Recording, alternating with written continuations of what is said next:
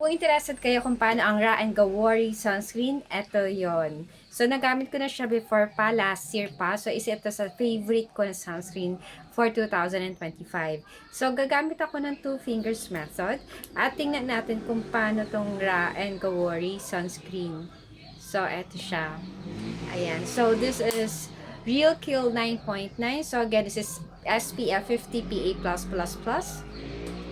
At uunahin ko muna dito sa side na to. So, kung mapapansin nyo, para siyang moisturizer lang. So, natapos ako sa ano ko, sa makeup routine ko, toner, serum, and moisturizer. Ayan siya.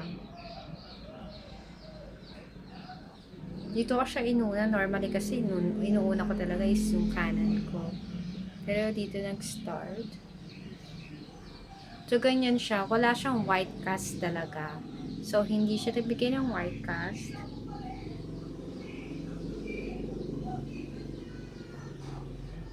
At ito yung before. At ito yung after. So, kailangan pa niya ng time to blend. At ito naman is marami talaga itong nakalagay. So, again, it's toner, serum, moisturizer. Kaya siguro ganito ang performance ng sunscreen ko. Kasi alam ko nakaka-affect din ang performance ng sunscreen kapag depende sa skin prep mo.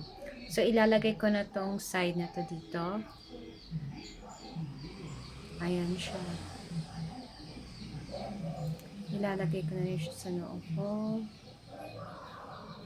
Ayan.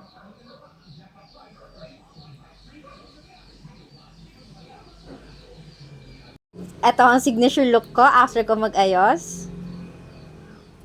At ito na ang final look ko using the Ra and Gawori sunscreen. Check out my yellow basket!